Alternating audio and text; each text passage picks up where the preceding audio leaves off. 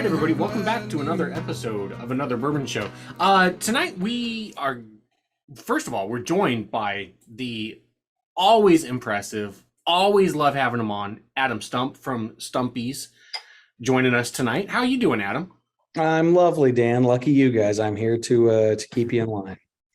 You know, the last time, well, first of all, I really do love whenever you join us, but this is guaranteed to be better than the last time you and I interacted with each other. Last time, I don't think so. I don't think it is. So Stephen and Ryan, you guys don't know this, but a couple weeks ago, you knew that I did an overnight at the shelter and did a fundraising event for the Metro East Humane Society.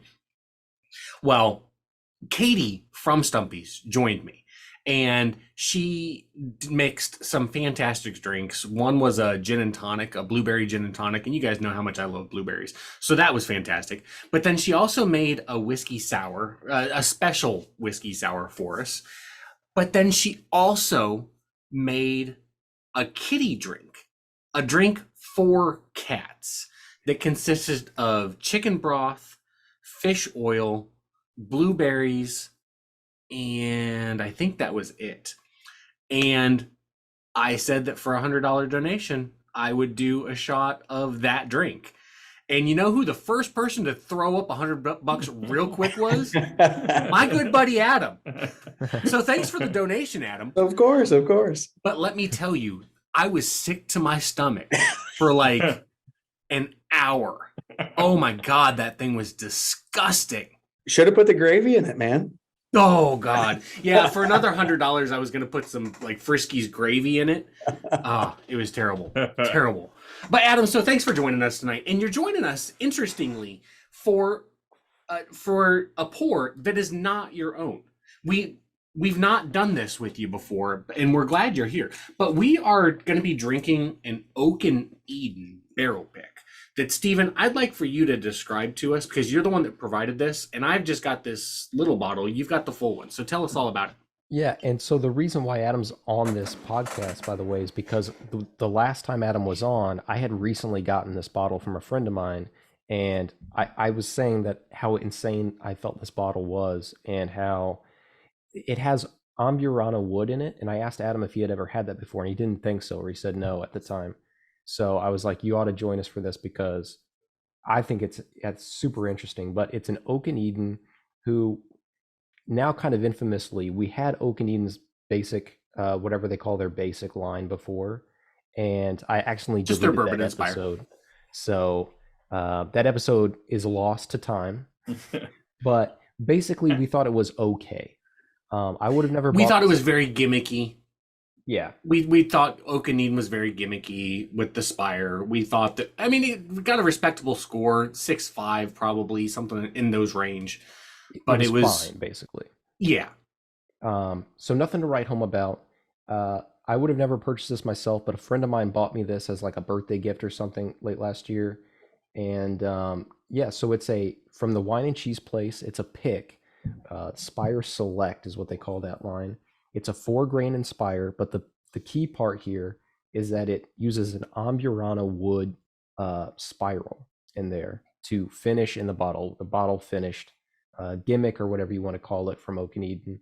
There's a few pieces of information that I have on the front of the bottle, and that's about all I have. It says that the base is 4-grain. The wood is Amburana. For the infusion, it says no infusion. For the fire, it says is medium. And then the proof is 114.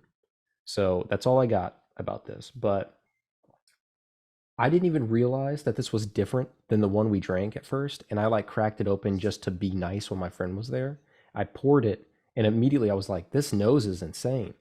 And then I tasted it, and I was like, this tastes insane. And next thing I knew, I was about this far down the bottle, minus, whatever I sent you guys. And I was like, we have to do an episode on this. So that's how we got to where we are now. So Adam, you've never done or been involved with anything Amburana wood finished or anything like that? Never Amburana. I mean, we've done finishing, obviously, but not with that specific species. We've done a lot of the like spirals, the oak infusion spirals and that type of stuff, but again, never Amburana. But I mean, based on everything that we've done, obviously wood plays a massive role in flavor development and all that stuff. And actually attended a talk by Andrew Wiebrink, and we kind of got into, different species and, like specifically like how do those change the chemical makeup of what you're actually tasting. And it's absolutely mind boggling. Very cool. Yeah. Well, do we want to jump in and give this a try? I'll give it a quick label review. Oh, okay. course, Okay. Because we have the other one that's lost to time. But I think it's pretty good. I think this one gets a 7 from me, actually. And it's mainly because because it's clear and it's very evident in there, I consider the spiral to be a little bit of the label because it's obviously such a major part of the presentation. And I think that's what sells the bottle a lot. Whether you think it's a gimmick or not, I think it stands out on the shelf and it looks cool to people. And you're going to give it a shot maybe just because of that. It's good gift whiskey because it is kind of unique. And a lot of people probably haven't seen something like this before. The thing I don't really like, though, that I wanted to point out is how hard it is to tell if it's a pick. And then they put it on the side in like this little it's just a piece of paper that's on there, basically. It's not a great way to advertise who did the pick or anything, but it is nice that it has kind of like the wood finishing series for Maker's Mark information on it, which I know you guys can't read very well, but it kind of breaks it all down, all the stats you need to know. So that's kind of nice. I give it a 7. Okay. I wouldn't have even noticed that was a store pick. I didn't at first. That's why I said Yeah. I poured the glass, and until I smelled it and tasted it, I was like, I've had this, Well, I can tell you that nose is ridiculous. It's like literally like candy. Or like a candle, Yeah. I was gonna say, yeah. like a Yankee It's like candle. a Yankee candle aisle at fucking Target or whatever. Specifically like the apple Yankee candle, whatever that's called, like Macintosh apple or whatever. It's kind of what it smells like a cinnamon apple. Yeah, I get like almost like mulled cider, like all the spice, the fruit and all that. Yeah. I get candy corn on it too. Very candy corny. I can see that Just- a little bit. Just apple cider. Yeah, I mean, Super sweet. Super sweet. I'm dying to have a sip. Cheers, guys. cheers. Cheers, y'all. Cheers.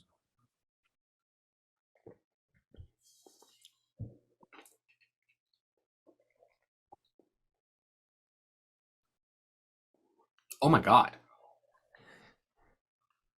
I have never tasted anything like that. Ever. That was my reaction. That's when I started looking at the bottle. I was like, that is not what we had.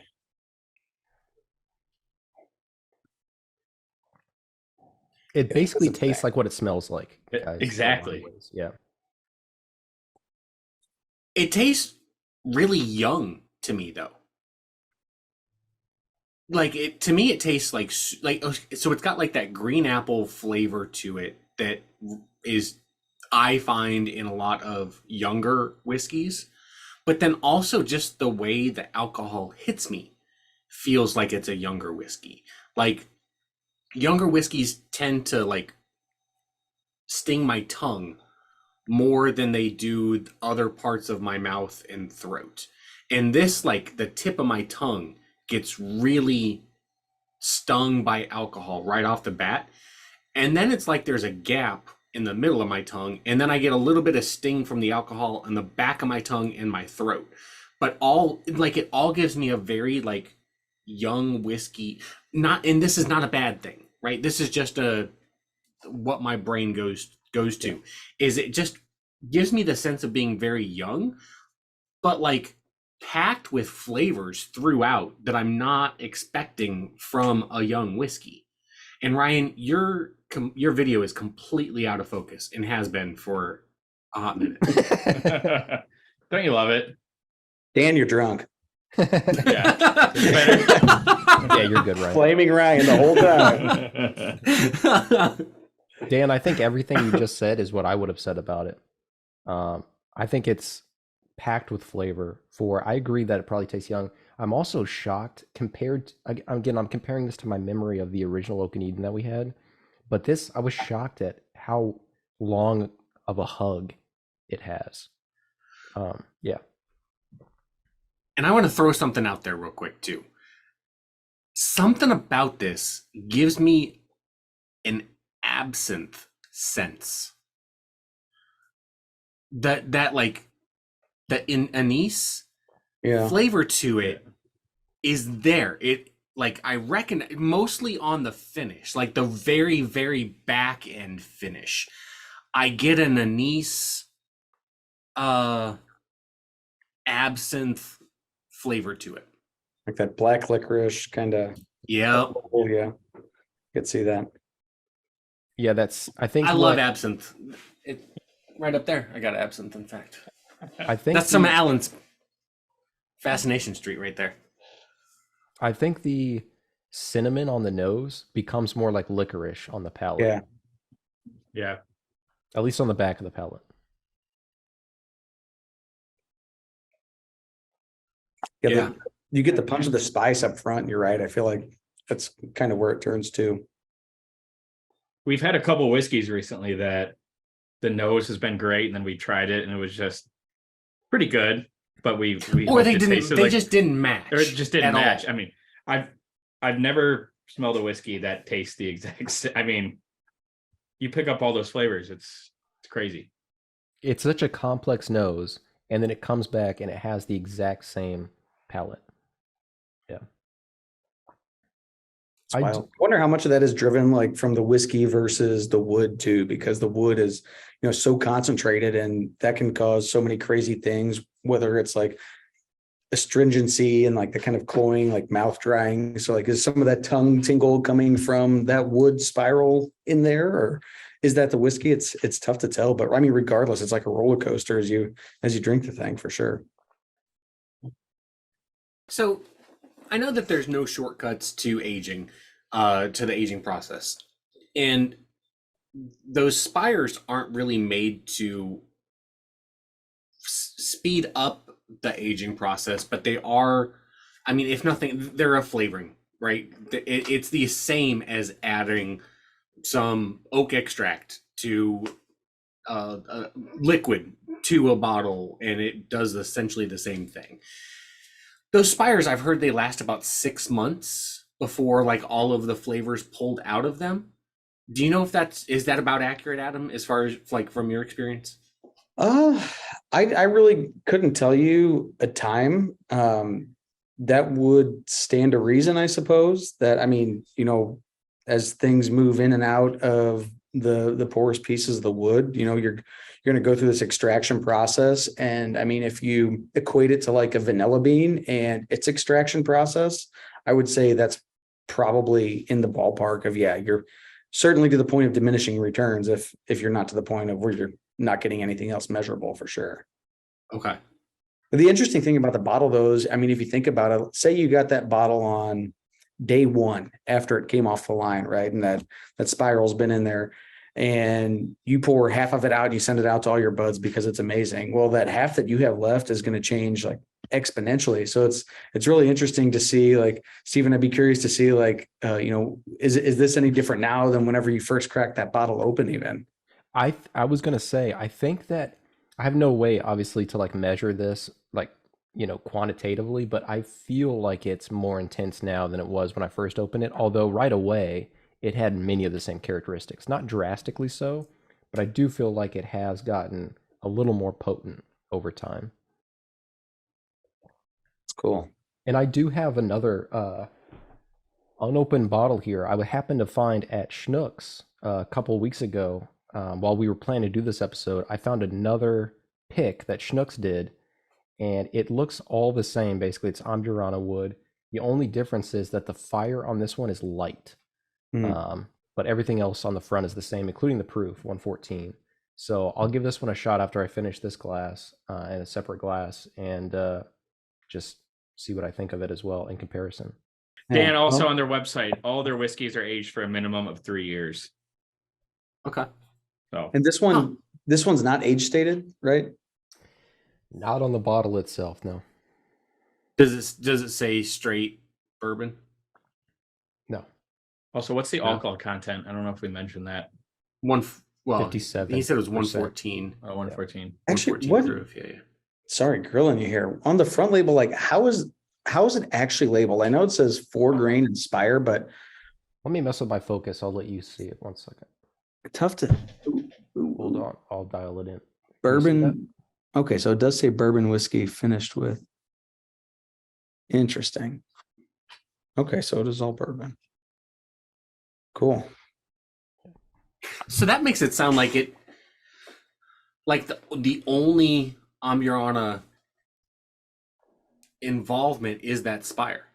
Yeah. So that's another thing I was going to bring up is, does this bottle prove, at least for Amburana wood or some really strong wood, that there is something to putting a Spire inside this bottle?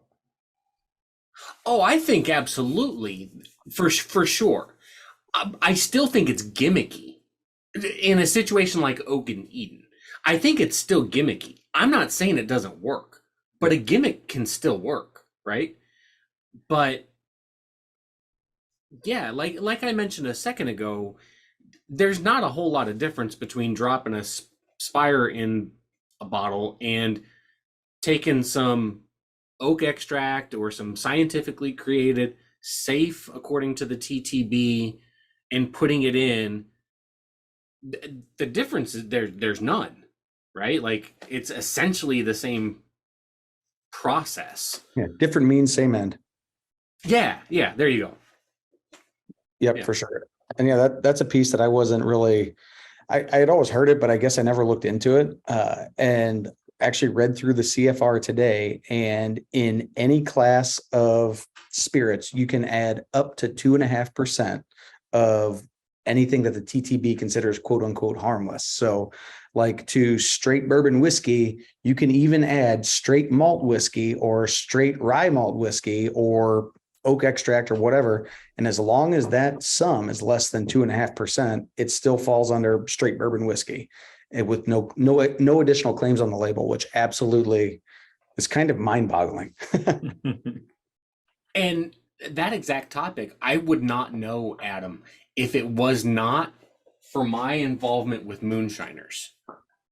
I love moonshiners. I didn't realize this until about 2 years ago that I fucking love moonshiners. They're cool, some of the coolest people on earth.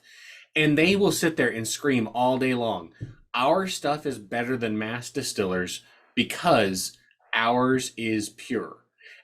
And people who are newer to bourbon are like, what are you talking about? It can't have anything added if it's bourbon. And they're like, yes, it can.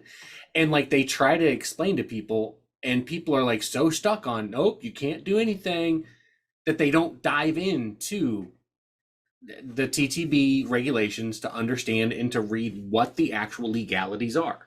So yeah, we had looked at it all on the vodka side of things very, very early on when we started distilling, just because we'd always heard that there's, whether glycerin or sugar or citric acid, there's a lot of different additives that people can put in vodka.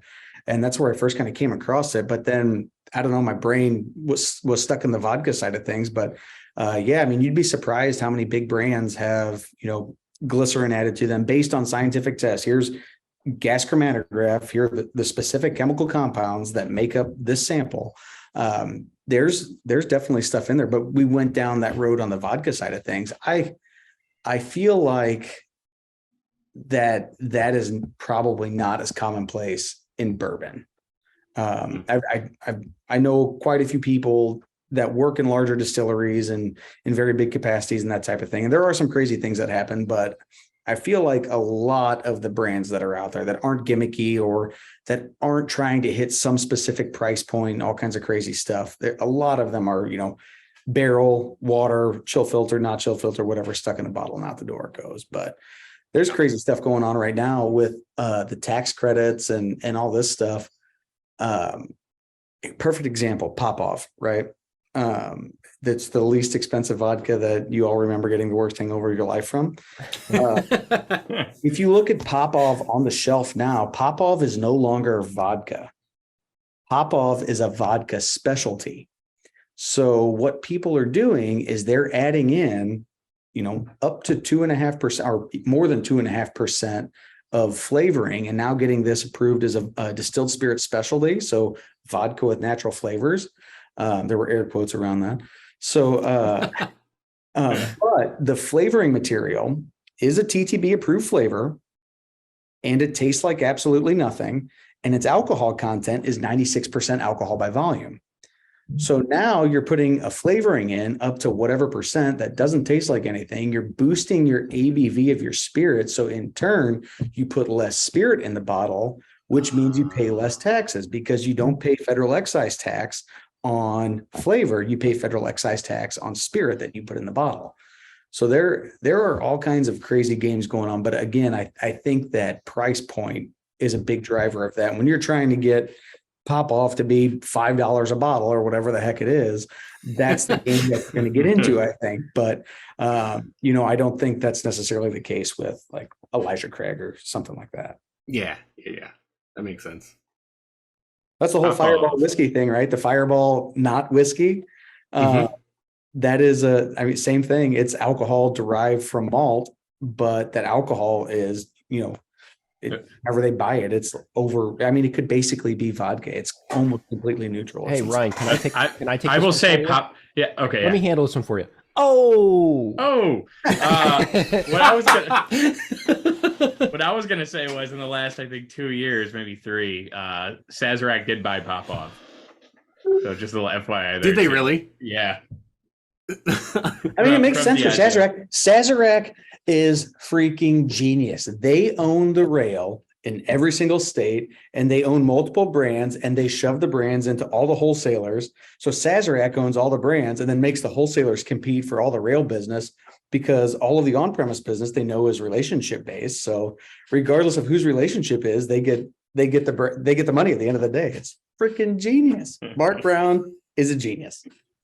So I, over the last few minutes, I cracked the other bottle that the only difference on the label is that the fire, it says, is light as opposed to medium in the bottle that we're having. And for one reason or another, maybe it's to Adam's point earlier about this is a more fresh bottle, but the taste is much more muted. It's not as intense, the flavoring. So although that cinnamon or like licorice taste that we were getting, that doesn't come up nearly as much. It's still there for sure, but it's almost like you dialed all of it way back from like an 8 or 9 down to like a 3 or 4. Wow. And I don't know how much difference the actual fire change made as opposed to just, like I said, having less time with that Spire. So like texture wise though, like what Dan was talking about, like the sensation on the tongue and the front and the back, is that all still pretty consistent, or has that changed as well? Yeah, it's just not as spicy. There's not as much of a hug to it. Granted, I've also drank more at this point, but that first one still tastes the same to me, so I think I still have a pretty good metric there. It just seems like it, I would say it feels like it's about maybe like 5 points lower in the proof. Yeah, it's just much more mild, I feel like.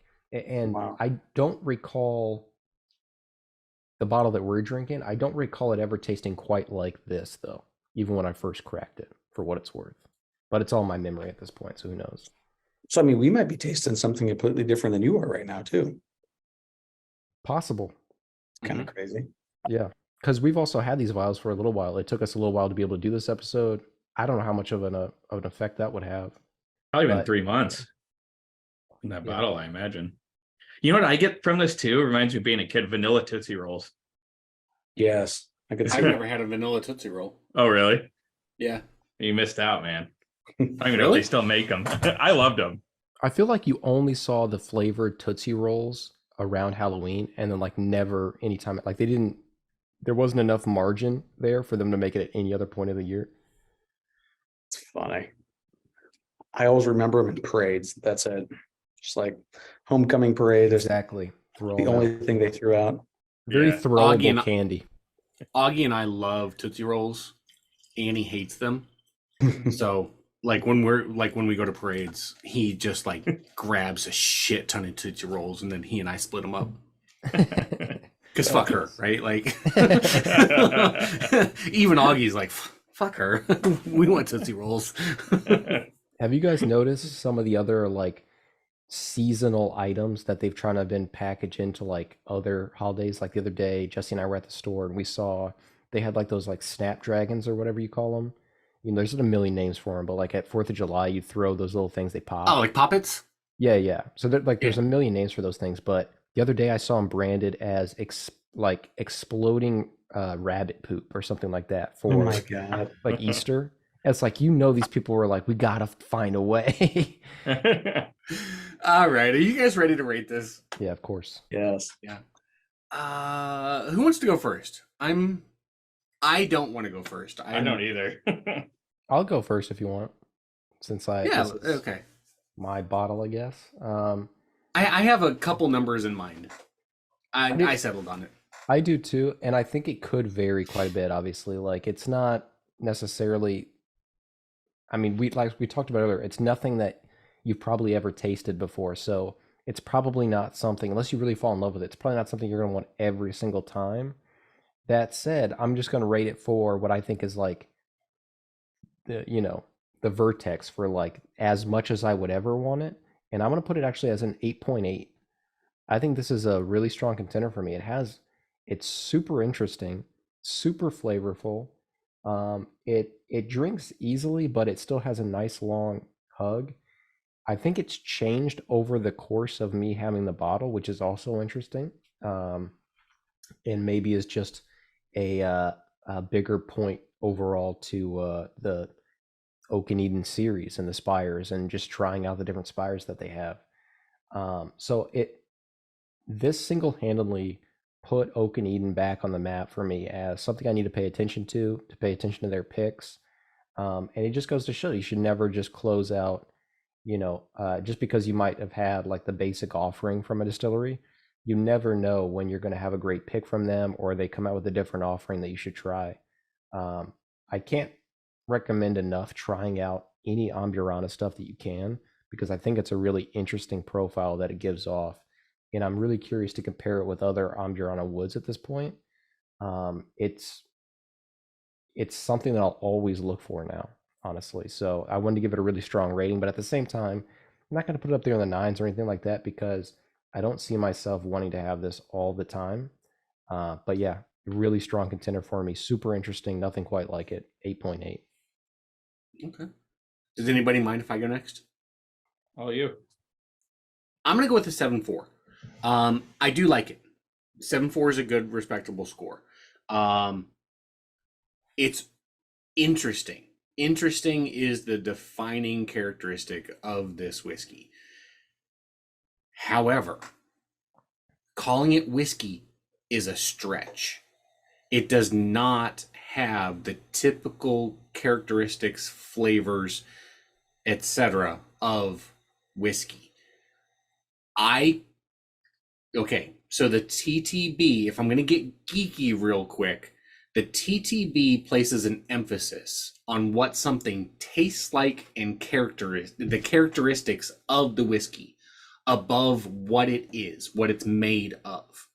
To me, this does not very easily fit into the characteristics of American bourbon whiskey.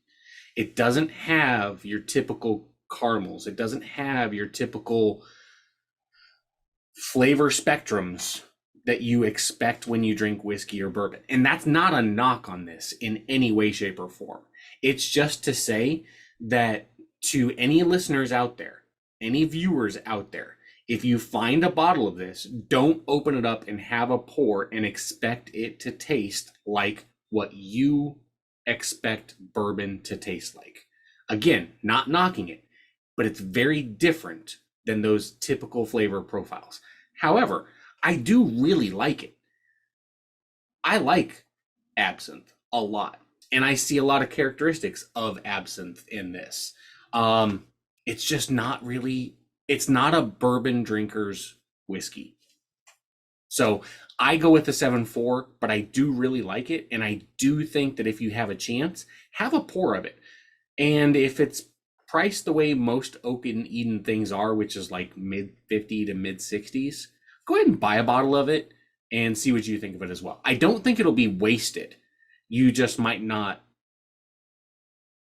be like, oh, that's a really good bourbon, because it does not taste like a typical bourbon. So 7.4, but it's really good. Yeah, Dan, I'll piggyback off what you said too. It kind of comes out at me as more of a cordial at times, and I think this would be great right around Halloween in the fall. It's kind of got those characteristics that a nice fall night, you drink it, tastes really, really good. But they don't have that classic, bourbon feel and the mouth feel and everything like that. I think the nose is phenomenal. And I was so glad it actually tasted like the nose.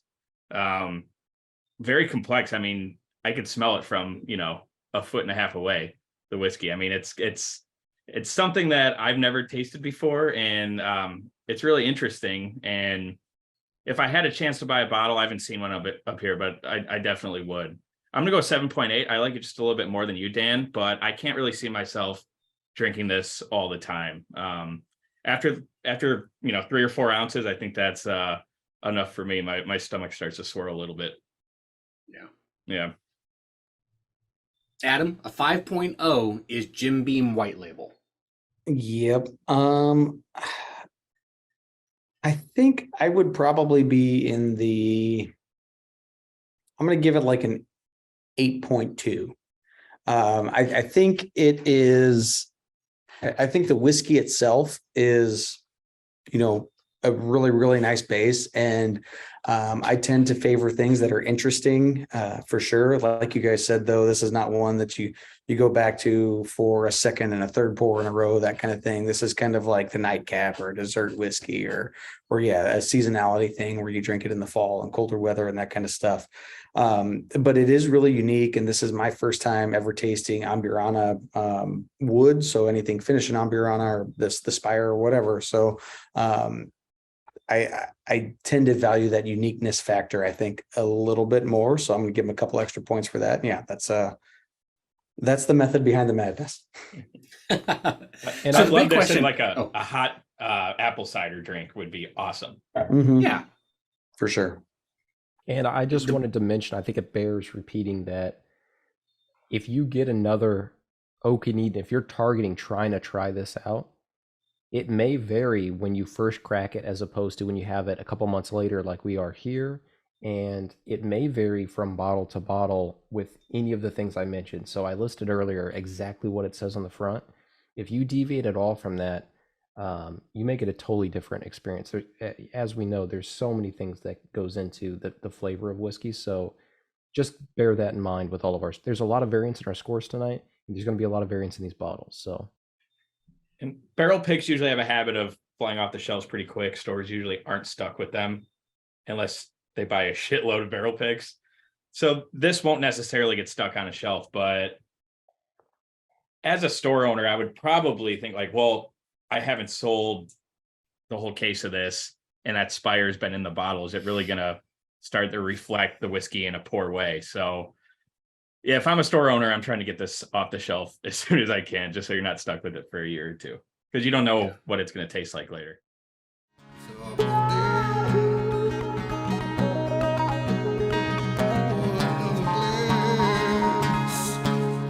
Another brother showing